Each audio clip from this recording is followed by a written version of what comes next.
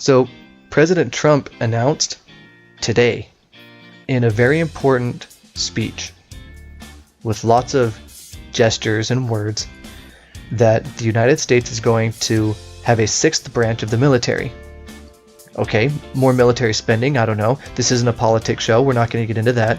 But what I do want to get into is what this new sixth branch of the military is going to be. And I'm excited and I'm scared because it's the Space Force. I was really hoping we were going to weaponize animals. That worked out well in Jurassic Park, I think. I think it would have worked out well in real life too. But come on, Space Force. We're gonna take, I guess, the Air Force and the Space Force are gonna be different, like separate. But he said it's going to be really big. It's gonna be a big deal. So we have to watch out for those other countries that are in space right now. And I get in the future that may happen. But are we jumping the gun a little bit on the Space Force thing? The spaceships flying and shooting lasers. Are we a little ahead of ourselves with that? All I know is he wants to make America great again. And no, jeez. If there's any way to make it great again, it's to return to our roots of complete space domination. There you go. So true. Dominate that space. I do like how he did say he wanted it would be separate but equal to the Air Force. Yeah. Right. I'm not sure how using the same reasoning that we use for school segregation. Like I don't know why that phrasing popped into his head. Well, you know, there's going to be feuds between the Earth-faring pilots and the space pilots. The space pilots are going to be like, you know, oh, you fly in air? Lame. I fly in a vacuum. So I imagine there's going to be some fighting there. Yeah. I don't know. I mean, I think the initial reaction is like, what? Like, where did this come from? It seems totally out of left field.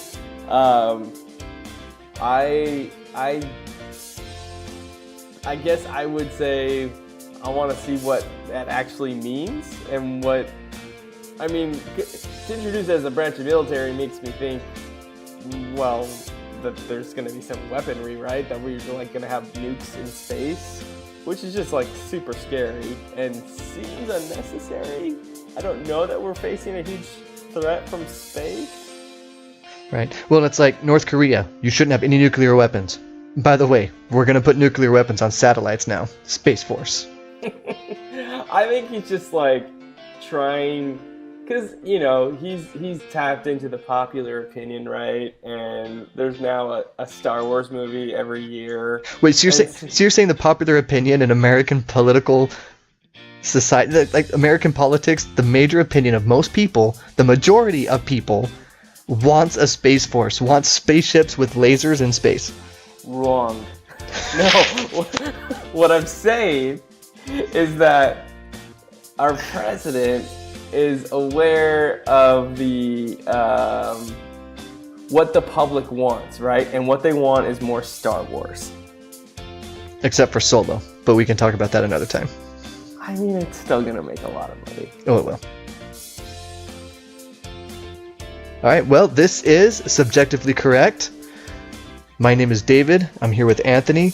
And Anthony, you wanted to get the show started with something that I hadn't even thought about, but with all the news going on, I was kind of aware of it. Well, first, David, so if you could attend, a major sporting event in any U.S. city, which city would it be?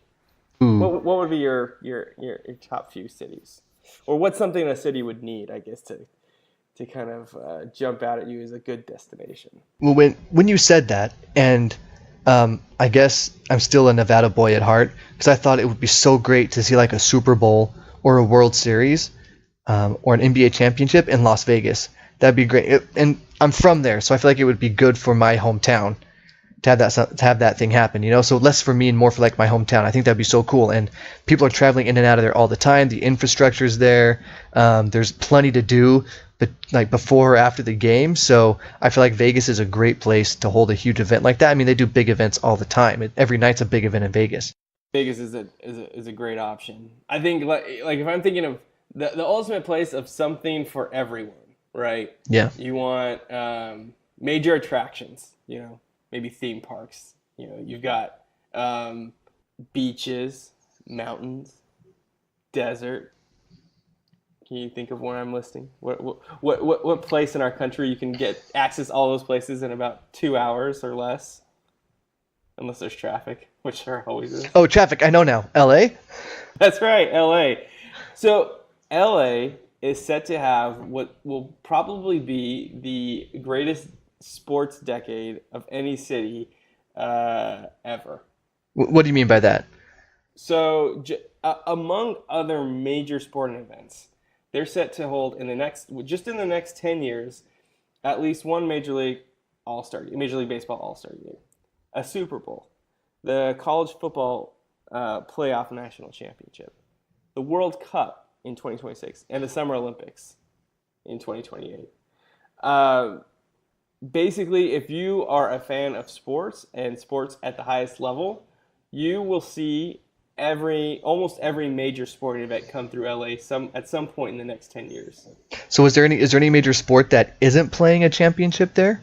Well, I guess there's the sports where they're only playing there if their team is representing, right? So like hockey or something, right? Yeah, or basketball. Or basketball. But I think we can pencil in LA for a few finals appearances over the next decade. More on that later. But I think that's amazing that, first of all, that we won the bid for the World Cup in America. That's awesome. I feel like being American, we're biased, of course, but seeing the disasters on the Olympics in Russia and then seeing Russia get the World Cup shortly after that, and we know how corrupt FIFA is, it all felt a little dirty and gross. But then seeing, the FIFA World Cup is now in America, where we have the infrastructure, we have the stadiums there and built ready to go. We don't have to make anything from scratch to get the World Cup to work. It just makes sense to have it here. And all the other events that you were telling me were happening in LA, I was like, gosh, LA has just about everything, and now it's getting like all of the major sporting events. That's crazy. You can basically live in LA as a sports fan and just not have to go anywhere. Yeah, I think the people at Knott's Berry Farm are like super stoked right now. Oh, absolutely. The Knott's Berry Farm people are like, okay, we need to make some improvements right now. We need to like hire a guy to clean up the trash. Because Disneyland's always busy. Doesn't matter what day of the year you go. Oh no, I remember. But Knott's Berry Farm is like ghost town. Yeah. I remember times where like, okay, it's the middle of the school year for people in California. We're gonna take a day off of school and just go down to Disneyland, and there's still like thousands and thousands of people there. Had to wait 2 hours to go on. It's a Small World. Yeah, Disney doesn't have a problem, but Knott's Berry Farm, they're looking for that. They're looking for that World Cup bump. Right, that's right. So I think the last time the Olympics were in LA was 1984. I don't know how much of the infrastructure is still in place, but I mean, LA has stadiums. They already have, I don't think they're gonna have to undergo some massive construction projects to get this done. No, I think it's one of the few places in the world where you could probably actually turn a profit holding some of these big events, and your city your sections of your city are not going to just rot and decay, in the ensuing decades. Right. I mean, it's just if you look at some of these places like in Beijing and Rio, they spent billions of dollars to get these places ready, and now they're just ghost towns. It's crazy. Right. No, and that's a good point. Like everything there is ready. Like major college events happen in LA all the time.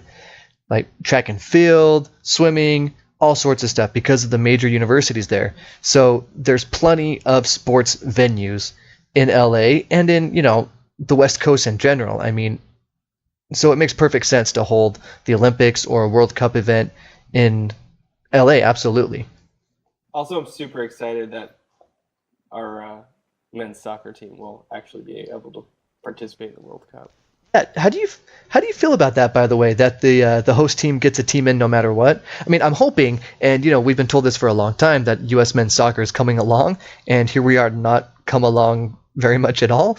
But do you like that rule that the host city gets a team in right away? Because I like it for 2026, but I think Russia would say it's money well spent. There you go. Yeah.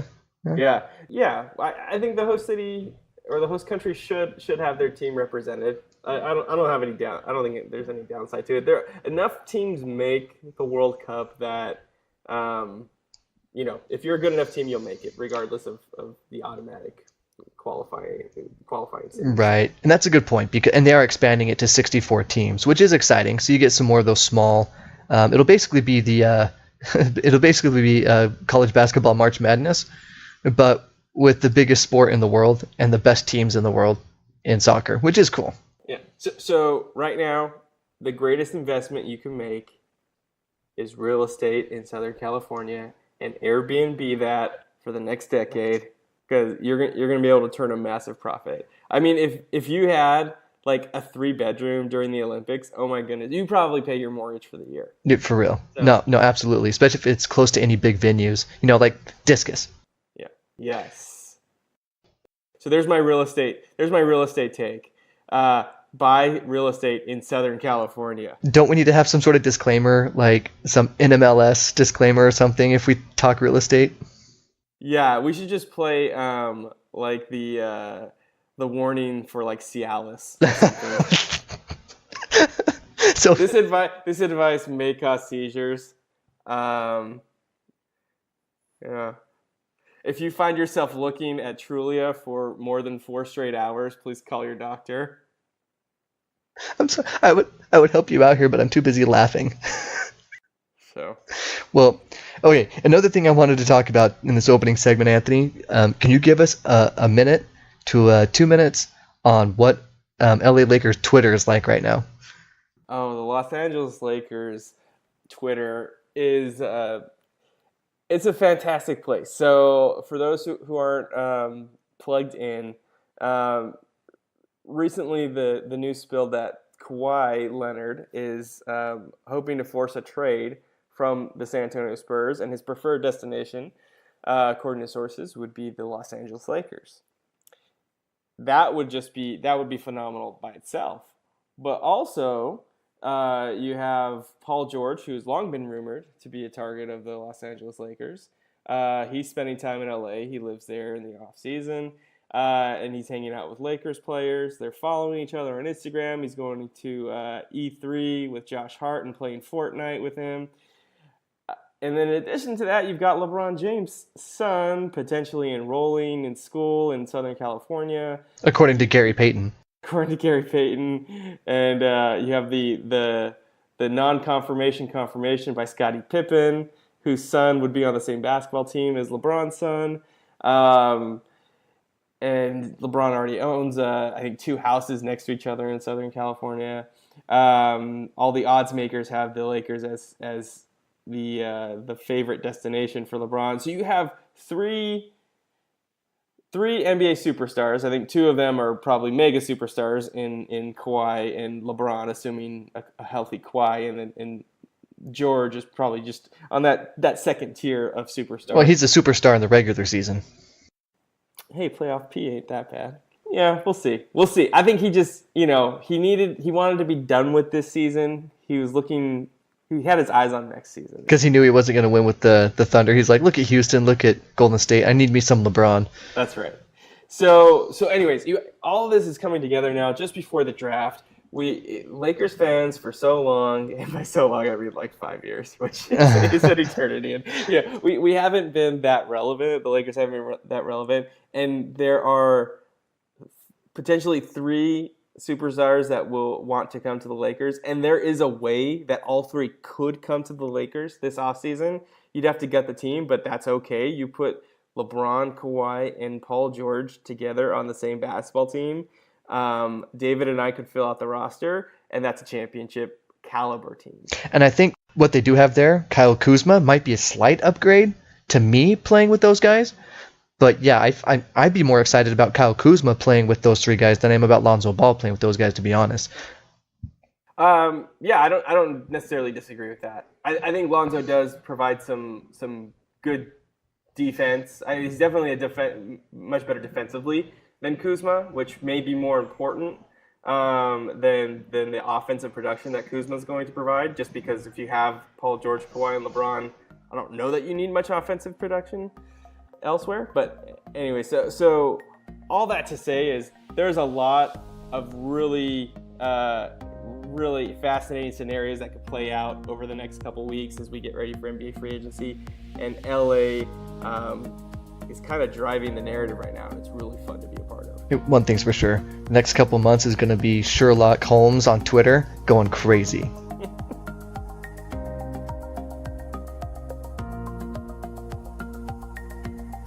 All right, so everyone is freaking out right now. Everyone's freaking out. I'm freaking out. Everyone. Why am I freaking out? Well, everyone outside of the United States is freaking out because there are major powerhouses in international soccer that have drawn or lost, right? So What? yes. I don't know if you've been paying attention, Anthony. Obviously you have not. But Mexico beat Germany by 1 goal. And Increíble. that was incredible in Spanish for the non-Spanish speakers out there. Fantástico. That means how fantastic for those of you who don't speak Spanish. Can you stop now? I'm trying to move forward here. So Nein wunderbar. Okay, that's German. I got nothing for that. Okay, but I do have something for the German national team. So there was some complaining going on from the defenders on the German national team because they said, sometimes there's only 2 of us back here and we can't defend with just 2 of us back there. And I don't know if you saw the goal that Mexico scored, Anthony, but it basically looked like it was easy. It looked like when you're playing FIFA against your kid and your kid keeps like running the wrong way, like switching players are running the wrong way. So you have like a pretty easy job at like beating the 1 or 2 computer defenders who are back there to score a goal. It looked kind of easy. So I can kind of see his point. But his argument was we have 7 or 8 players attacking and that leaves us, very vulnerable in the back. But my thing is, you had 7 or 8 guys up there because you weren't scoring. You have to score to win, right? And I don't know. So everyone's freaking out about Germany losing. Is Mexico going to take it all the way and stuff? And then Argentina ties with Iceland. And everyone's talking about how Messi's awful now because he missed a penalty kick and he missed a free kick at the end of the game that could have given Argentina the win. Is he a choker? He's awful. Ronaldo's now better than him. All this stuff. And I just want to tell everybody, calm down. It's been 1 game for these teams. It's the first game in the group stage. Everybody calm down. Everyone's freaking out about these games. Relax. It's like everyone freaking out if game 1 of the NBA Finals had some result and then, we're going to base everything off of that 1 game. It's 1 game, people. Calm down. So is Iceland basically Jamaica a la Cool Runnings? Well, that's actually a pretty good comparison. The goal they scored against Argentina to draw with them is their first FIFA World Cup goal. So, yeah, they're basically the Jamaican bobsled team of football. Which is great, right? Because wasn't Iceland weren't they the really good team? Were they the really good team? Or I'm thinking D2 Mighty Ducks? Yeah, you're getting Mighty Ducks mixed up with with Cool Runnings, which makes perfect sense, kids from the Midwest and guys from Jamaica. I can see you can get them mixed up. But no, it was the Swiss. Disney sports knowledge movie, sometimes it gets muddled. My early 90s Disney sports movie knowledge. I don't know. So you're saying it's been 1 game. Relax, people. That's kind of your message here. Exactly. Calm down. And the way this all right, so for the non-soccer nuts, the way they're in group stage, right? And there's 4 teams to a group, and it's the top 2 teams from each group that advance. Yes. You get 3 points for a win, 1 point for a draw, no points for a loss, and then if there's a tie, it's whoever scored most goals. Precisely. So Iceland drew with Argentina. A big deal to just not lose that game for them, right? But that just gives them 1 point, and Argentina got a point as well. So as long as Argentina wins their other games, they'll be fine. It's not like they're out of it. And what drives me crazy is lots of times sports fans react so strongly to that moment because they're like, okay, this one moment encapsulates everything about this team. When really, man, if Argentina makes it to the knockout stage, we're not going to remember Iceland. We're going to remember it for maybe because Iceland scored a goal, and that's great for them in the World Cup, and they drew against a major powerhouse. But if Argentina advances, we won't even talk about it. If they don't make it out of the group stage, then yeah, we'll talk about it a lot. But we're prisoners of the moment big time with this kind of stuff. And for some reason, every 4 years, everyone becomes a soccer expert in America. They don't watch soccer for 4 years, and all of a sudden there's a World Cup, and everyone's paying attention all of a sudden and knows everything about Messi and how he's not as good as Ronaldo because it doesn't look as good with the shirt off. But everyone just needs to calm down 1 game at a time. He doesn't even look as good with the shirt on. So. Okay, good point. But with that ball at his feet. Whew. There is. I've only watched 1 game of the World Cup. Well, there have been a few on in the background, but the only one I actually paid a lot of attention to was Portugal and Spain, and it was an awesome game. It ended up in a 3-3 tie, but Ronaldo was playing out of his mind. It's hard for me to tell a good soccer player from just an average soccer player, but he was head and shoulders above anyone else on the field, or the pitch, or whatever we're calling it. Thank you. Please call it the pitch. On the pitch. And it was just amazing. I mean, it really was. Just his command of the game. Like, he makes world-class players just seem average, which is incredible. It looked like LeBron really playing against other NBA players. Right. Like, oh wow, this guy, he's just on a different level. Dude, and you bring up a great point, because I feel like Tiger Woods did that in golf. When he was swinging harder and hitting the ball further than the guys, he just looked different than the other pro golfers. And eventually, golf caught up to him and his physique. Like, all the young guys coming up now are strong guys. They hit the weight room. And I feel that way. That's an interesting way to put it, because it's very rare where you see an athlete in a sport at the top of his sport who makes the other athletes look average. And when someone like you and me, who aren't soccer experts by any stretch of the imagination, we're just guys that enjoy the occasional game when there are big stakes on the line like the World Cup, or when there's a team that we like or a player we like playing, and when we can just watch for a few minutes and just know, oh man, he's so much better than everybody else out there, that's a sensational athlete. And I think Ronaldo is that type of athlete for sure. I think 100% you nailed that. Yeah, and I couldn't tell you any one thing he did well. Like, I don't know what you would call any of the skills he possesses. Kick, good. All I know is when I watched him, there was a feeling inside me that was, wow.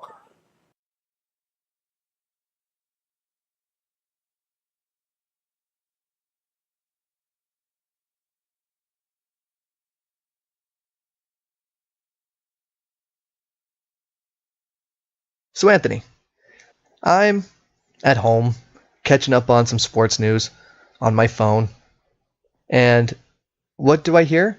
I hear Jordan Bell asking, Jordan Bell of the Golden State Warriors, the champion Golden State Warriors. Oh, Swaggy Pete, NBA champion, by the way. Get used to saying that. Jordan Bell holds up a empty bottle of Henny and is imploring the crowd, I'm out of Henny, bring me some more Henny, and someone brings him Hennessy. And everyone thinks that's great, and it's a party, people are drinking, and then, okay, that's cool. I look at something else on Twitter, and I'm like, oh, there's Alex Ovechkin, and he's, wins the Stanley Cup. And there he is, and he's celebrating. He's doing water angels in fountains in Washington, D.C., because he's so smashed out of his mind, he doesn't know where he is. And we're like, oh, that's so great, that's so cool, and we're having a good time with Jordan Bell and Alex Ovechkin being smashed out of their minds. But then someone mentions that, maybe there was some weed there on the parade floats, and everybody freaks out. And I think to myself, why are we so worried about marijuana and we're celebrating these guys being wasted out of their minds? Does that make any sense to you? It does feel like there's some kind of double standard. I think maybe part of it is that weed is still illegal in many states, and I think it's still a federal crime. So there's probably some legal stigma that's seeped in everywhere. But so do you think it's just that just the fact that it's illegal, people just base their morality off of what's legal and what's illegal in this case? I don't know if that's what people are doing. I think a lot of the time that what's legal and not illegal is a reflection of our collective morality. But I think if you ask most people, especially younger people, millennials and basically anyone under 40, is probably going to say there's not a huge difference or any kind of material difference between being high and being drunk in terms of if it's good or bad. Right. So drunk and high are basically the same thing. Just you do you, I'll do me. I think that's kind of the attitude out there right now. I agree with you a lot. And I do think there's an age difference. I think the younger people see marijuana as just a fine way to unwind and relax, the same way the older generation feels about alcohol.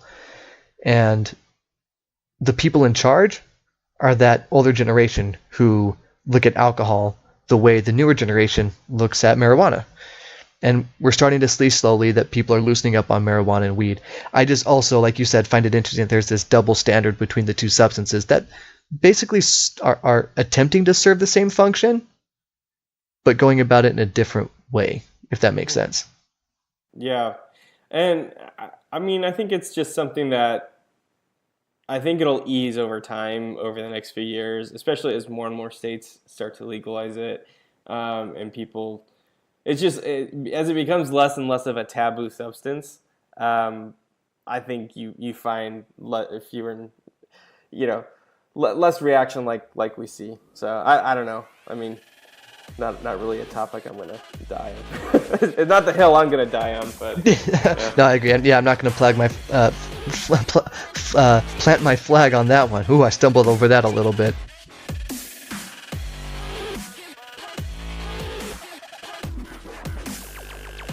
So, in the weird crossover sporting event of the week, I think whoever is dealing Mike Bibby his steroids is probably also supplying Phil Mickelson, because he had a case of what I'm going to call roid rage at the U.S. Open.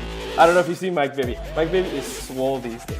No, he is huge. Someone photoshopped him next to Thor and said, my favorite scene from Ragnarok. It was so funny. But yeah, but I also agree with you. Phil and Bibby are taking the same substance. Yeah, The Rock's like, find your own thing. Yeah, Phil Mickelson, he hits a putt, and before it even stops, he's so mad. He runs over to it and hits it the other direction, back towards the hole. So I'm gonna chalk it up to roid rage. I have no other legitimate theories at this point. I don't buy his explanation that he said he just wanted to finish the hole. I don't know. Sounds like someone takes steroids. No, we're gonna go with that. Breaking news: Phil Mickelson, steroids. You heard it here first. Allegedly. Oh, don't hedge. You hedged like a lawyer at the end. Come on. I'm gonna try it again. Phil Mickelson, steroids. Oh, you can't help yourself.